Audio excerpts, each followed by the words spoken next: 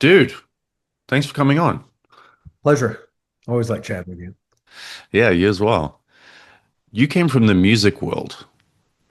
So, and here's something that I find really interesting is finding a creative type who manages to parlay their own creative sort of outlets and instincts. Like I look at me, for example, like I've done a handful of things. Yeah. And so I like chatting with other people with this similar sort of track Yeah. where you find yourself competent in a lot of various disciplines. Funnily enough, I started doing this kind of work. I really fell into it. I had a partner initially, and part of the reason I started my own business is because on paper I looked terrible. I mean, just no one would hire me with my resume. I never graduated college. Went for a couple years, and I had, I think, a pretty extraordinary amount of success in the music business. I had a deal with Warner Brothers. Did TV and radio, performed for millions of people, had my songs in over 150 TV shows and movies and things. But I didn't really break through, right? I'm not a household name. There are people who have niche tastes for early 2000s music. They're like, yeah, I heard of you guys. Fans And of we NXS Rockstar. Yeah, exactly. Yeah, and we certainly had our fan base. But my son was born, and touring was less attractive for a minute because I didn't want to miss out on his, entire childhood, things like that. So I just kind of one thing led to another. And the funny thing about my life work, if you had told me 20 years ago this is what I'd be doing, yeah, I would have said, no way. There's no chance of this happening. But it weirdly prepared me perfectly for what I do now because I'm really interested in people and their stories and interested in life and business. And one of the great sort of joys of my life is that I probably know more about the problems and solutions that people and businesses and companies and products and services solve than almost anybody you could talk to. But I've gotten this just incredible sort of Renaissance education on a thousand different industries and topics and problems and solutions that the average person just never has to think about because somebody else is spending all their time and energy and money solving that problem, right? Really being interested in other people and helping other people is just such a pleasure. And I think it's a shame, like not everybody knows selfishly what a pleasure it is to be genuinely helpful to somebody else. I think anybody who's experienced that takes note of it. Like, this feels pretty great. Hmm. People that do that for a living and help people tell their stories and make them proud of what they do and help their businesses, help their families, help them solve their problems and make their dreams come true. It's pretty cool. Yeah, no, for sure. This is a great quote by the Dalai Lama. He said, "The purpose of life is to help others, and if you can't help them, won't you at least not hurt them?" And then, I mean, fill in the gap between that and where you are now. I mean, you guys have a wildly successful video content company that, I mean, you guys do really great work. So how did you go from that to then where you are now? What are the I, I bullet joke points? I joke that I Forrest Gump's my way through my whole adult life, which is totally true. But the other thing the music business taught me was I don't know if it's hubris or courage. That's what I say on a good day, but I'm just fearless about going into an area or an industry or subject matter that I don't know anything about, and I'll just figure it out. So Yeah. I'm constantly building the airplane while I'm flying it. I've done that my whole life. And I think music was, people said to me when I was really young, nobody makes it, nobody gets record deals like that just doesn't, it's really rare. And I really thought they were crazy. I'm like, I don't know what you're talking about. They're like a million bands. I'm like, yeah, but most of them are really terrible, like really bad, right?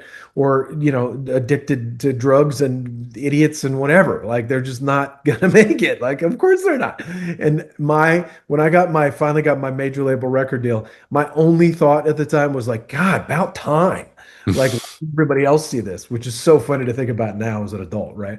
Like Yeah. just so sort of arrogant. But I think you have to be like slightly self-delusional as an entrepreneur, as any kind of creative person who thinks, my thing is the thing. We should do it my way, and I should share this with the world, whether it's art or commerce or whatever. You have to have a little bit of like, I'm amazing, right? You have to kind of have that viewpoint a little bit, right? And the music industry itself has gone through a massive evolution since, the early 2000s. I mean, Tower Records was still a thing then, I you know. watched the music business disintegrate in front of my eyes. Between the time We signed, I had an independent label deal, and then we signed it as a joint venture with Warner. And between the time I signed my contract and the album was supposed to come out was about a year. We had to write songs and record and do the whole process. And I watched the music business disintegrate in front of my eyes during that time period. A Napster, Yeah. I'm dating myself seriously, or Napster had just become a huge thing. And people went from having to pay $20 for 10 or 12 songs to having an unlimited number of songs for free. And it's so funny to think about now because it was such a huge thing. You have to pay for music. You're stealing otherwise, right?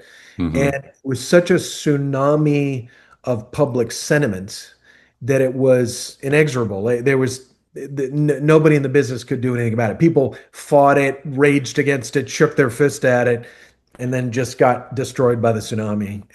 And then you had Steve Jobs quietly behind the scenes going around to all the major labels making deals with to create what became iTunes, which became Apple Music.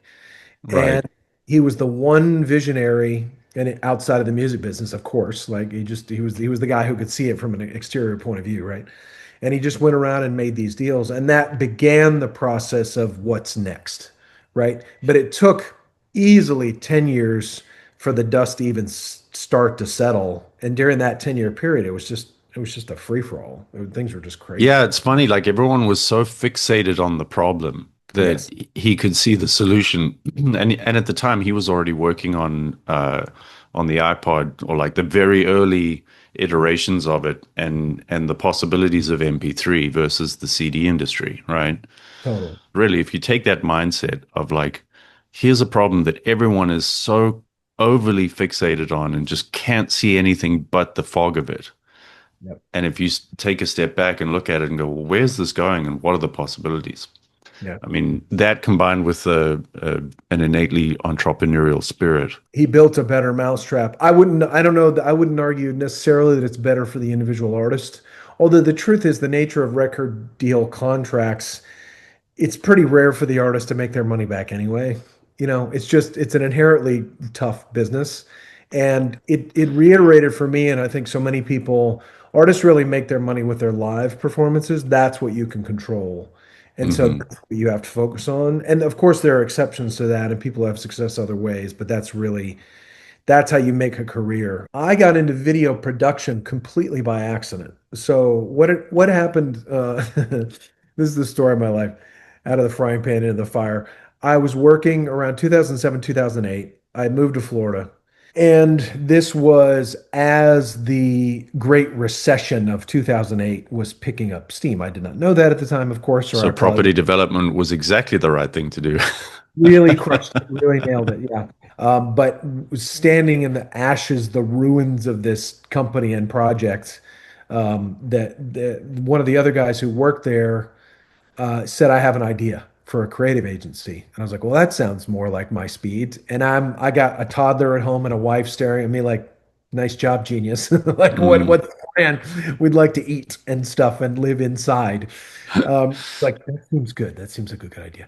And so we started this agency. And at the time, right at that moment, Facebook hadn't won yet. Facebook and LinkedIn had not won the social media wars. MySpace was still the biggest social media site, which is crazy to think about. Yeah. And and there were literally like 40 different social media platforms competing for a global audience. But what you could do at the time is you could take someone's basic contact info and you could put them up on like 40 different social media platforms, and you would just own their search results for their name, for their business. And this was really good PR and marketing for people at the time. They liked that. It was kind of a big deal. It was important. Yeah. And so we started doing stuff like that. And we created like white papers and just stuff to help them get attention to communicate their thoughts and ideas and their value. And then being the futuristic, what's the word I'm looking for? Someone who can see the future, right? I had my crystal ball. I was like, maybe video could be cool. Maybe someone would like that at some point. Like video could be neat. And at the time, online, in my defense, at the time, online video was terrible. Online video was like a bad PowerPoint with bad music, bad voiceover, just bad. And I was like, we can do better than that. So we started making these super simple videos for clients, thinking maybe this would work. And good Lord, did they work? Of course they did. Like, because everything has become video now. Yeah. So I was there like at the dawn of this whole thing, which is pretty neat. And so it was like you go fishing and just 1,000 fish just jump in the boat. We had literally like I blinked and we had like 400 projects going. And Wow. every day for like 6 months, I woke up, no joke, to an irate voicemail or email or both from at least one client saying, "Where the F is my video? Like, what is going on over there?" Because the wheels fell off the cart because I was making all of this up as I went along. And I did not know how to do this. I did not know how to scale a team to that size at all. And it was insanely stressful. But it was a crucible, and I made it out the other side of it. And 8,000 projects and 17 years later, I know what I'm doing, Wow. right? Like there's virtually you'd be hard pressed to hit me with something that I couldn't handle or didn't know how to solve that problem related to producing creative content, which Yeah. is It's pretty so fun. impressive, man. Yeah. Um, All the gray hair comes from that's really cool. So one thing that you said there was you said you were talking about like owning the search results.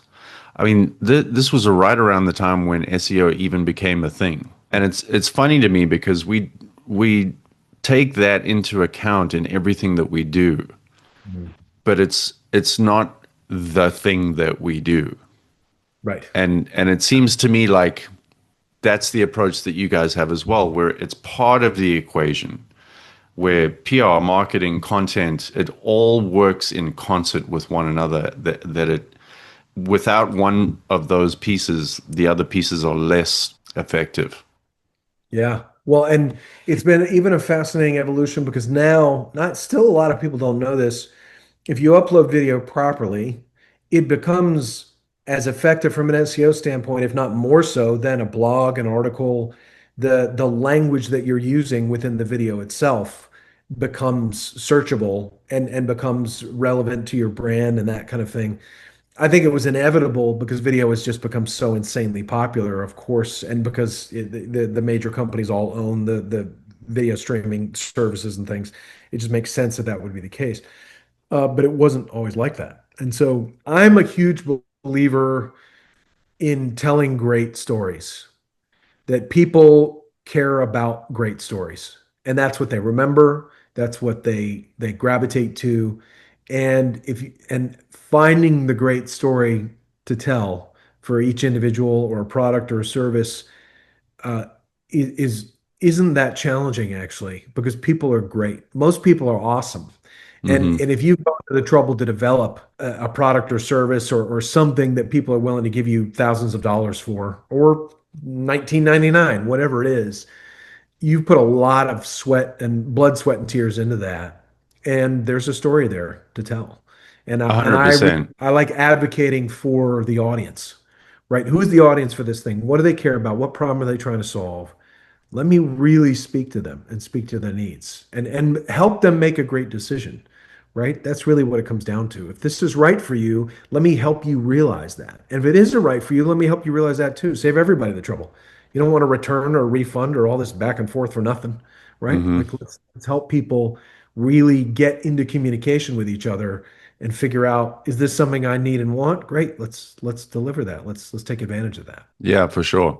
I mean, I completely agree as far as the story goes. If you take the time and are actually interested enough to talk to someone one on one, people are fascinating. Yeah. And they have such inspiring stories of like the struggles that they went through, what they did to overcome it, how they ended up where they are today, like one after the next. If you take the time and are interested enough. I had a conversation on one of these podcast chats with a buddy of mine, and one of the takeaways for me, I mean, this guy's super involved in filmmaking and futurism and like all kinds of really interesting things. But it's a funny through line that when you talk to creatives who are in some way involved in the telling of stories, one for one, they've got to be very interested. Mm. And they also value story over how that story gets delivered. Yeah. Agreed. Yeah, and it's funny that you say that because one of the things that I've noticed, it's been a few years now, but a few years ago, I went back and looked at one of the videos we made in 2009, and it did not look good. Like it was not well produced, right? It was literally like I think it was still images, like stock images, and some very simple text on screen. Like we were not crushing it from a production standpoint. But the script itself was really clear and simple and compelling, and the voiceover was very conversational. And that's how all voiceovers are now, but they were not like that when we started. Right.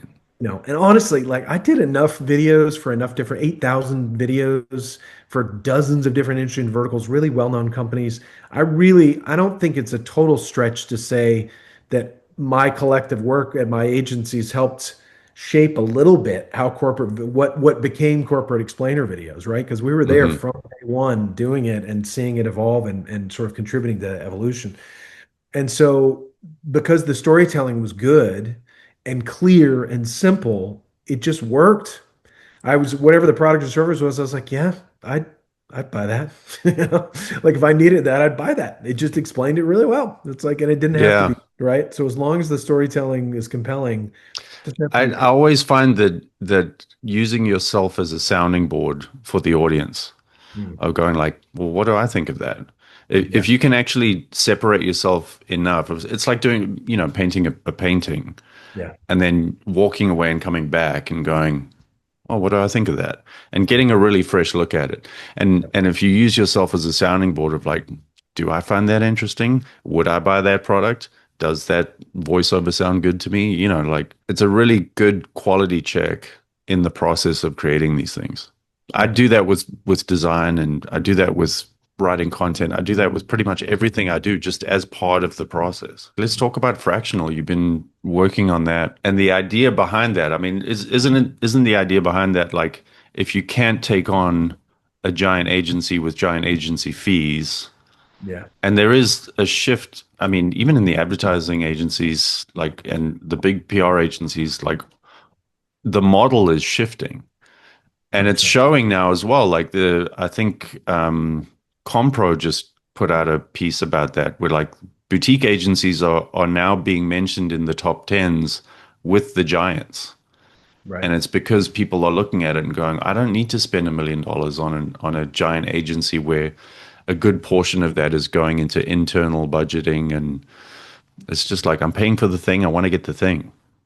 Right. Yeah, we've done a lot of subcontracting work for major agencies, and I admire them so much. I mean, anybody who builds up in the field and what we do builds up to a 5,000 person company is a genius, Hmm. right? I mean, there's just no way around that. But Yeah, we've also seen it's been pretty much a bloodbath the last couple of years at a lot of the major agencies. So many people we've worked with have been let go and are doing independent things now, working at smaller agencies. And I think AI has really set off a grenade in the middle of virtually every business, but arguably nowhere more so than in industries where communication is key, right? Where that is what you're buying and selling, right? Whether that's in the arts, whether it's more creative or more straightforward business marketing, that kind of thing.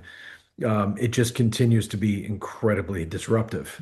And so yeah, so many people are asking, okay, where's the floor on this thing? Where is all of this going? And you just have to. I decided, similar to what happened with the first wave of online video, I said, this tsunami is coming. I'm either going to surf it or I'm going to get crushed by it. I choose surfing. Let's go, yeah, right? And it's yeah. surfing a big wave is dangerous and it's exhilarating and you feel like you might die at any moment. But it's also, there's no greater rush than an experience like that, or your motorcycles or airplanes or whatever you're into, any high speed, anything. There's just this very thin line between oblivion and really getting it home, right? Like being exactly where you want to be. And Yeah, that's but the part of other option is get completely steamrolled by it. totally, yeah. So, And I'm disinterested in that. That's just yeah, not. same. But I will say I was complacent and I had to really play catch up. And the last couple of years have been fascinating. I've had to really, really hustle and revamp our business model and rethink things. And then funnily enough, I sort of came back to basics on it. When I really got my head around, I tried a bunch of different things and it's more about the spirit of what I'm doing and some of the specific mechanics of it. But it's just been about streamlining. You just have to focus on what works and ignore everything else. And just I think one thing that I admire about successful entrepreneurs, they're willing to be wrong. Hmm. And I think one of the Achilles heel of the human experience is that everyone has to be right about everything. Because if people could just admit they were wrong, so much of the evil in the world would just go away immediately, right? It's like, oh, my bad. I see it as one of the greatest strengths of someone if they don't have a stuck thing on must be right. Yeah, Yeah. because you learn, you're forever willing to be a student at Yeah. that point, right? Yeah. And you just enjoy the creative process and discovery, and you're willing to stop and start and switch gears and pivot if something isn't working. You're not, your whole identity, your whole vision of your own success as a person or a business person or whatever isn't wrapped up in I must hit this particular target, right? You just it's so easy to become Captain Ahab and just destroy everything in the pursuit of whatever white whale you're going after, right? And it's just that in my experience, that is not the way to be successful in business. And things change. They just do. If you're in business long enough, you're gonna see the wave motion of things. And I think the best, most innovative people like the Steve Jobs of the world are able to see what's next Hmm. before it happens, right? But at the very least, you need to be able to see that the winds are changing and pick up on that very quickly and say, okay, what does this mean? What does this mean for me? What does it mean for the people that I'm responsible for? And what am I going to do about it? Gotta be Yeah, willing to and it's pivot. not some magical ability that some people have. I think it has a lot to do with the ability to observe and like accumulated knowledge over time. I'll give you a weird example. So I was on a surf trip and we were on the boat. It was a chartered boat out in Indonesia and uh there was a swell that came in. The dude who was running our boat was like, we kept asking him like, we want to go to the northern parts of the islands. We want to go up there because that's where all the popular spots are. There were like 4 or 5 very popular spots up there. And he just shook his head. He said, no, we're not going up there. And we're like, come on, come on. He's like, no, I'm not taking you up there. He was this big burly Aussie guy. He's like, nah, every other boat's going up there. We're going south. So he took us all the way south to the bottom of the string of islands. And we had an entire island with our own spot all to ourselves for 2 whole days. Mhm. But it gets better. At the end of those 2 days, another boat showed up because they had heard that there was waves down there as well, and they were fed up with the crowds up north. They pulled up, dropped anchor, and Martin, the big guy, called us back onto the boat, and we were like, "Why are you calling south? The waves are still good." And he goes, "Watch this, mate." The wind changed about 10 minutes from when he called it, and the waves went to absolute dog shit like that. And Fascinating. we had already pulled up anchor and we were like motoring away and just kind of waving off the side going enjoy guys, but having someone with that wealth of knowledge. This is one of the guys who found those islands and was the first guy to actually charter surf trips around those islands. So he's been doing it since like however long it is, like decades. He Right. knows it like the back of his hand. He has that depth of knowledge and experience and is also willing to observe and see. So those two things put together, you become a Steve Jobs. You become the person who can predict because you look at those trends, you filter that through the lens of your knowledge and experience, and then it becomes obvious. Yeah, I love that story. And that reminds me, I don't know what it's like for you, but it's an interesting age. I'm almost 50 and I don't feel that way at all. And it's that breaks my brain just to think about it. Like, how did that happen? And I'll catch myself, especially like if I didn't get a great night's sleep, I'll look in the mirror and be like, Jesus, dude, what happened to you? Where is this coming from? Because I don't recognize myself when I look in the mirror, right? But there's a real pleasure and pride and sense of self to know I know some stuff now, and that feels really good because Hmm. when I was young, I wanted so badly to be helpful, to be competent, to make a difference in the world.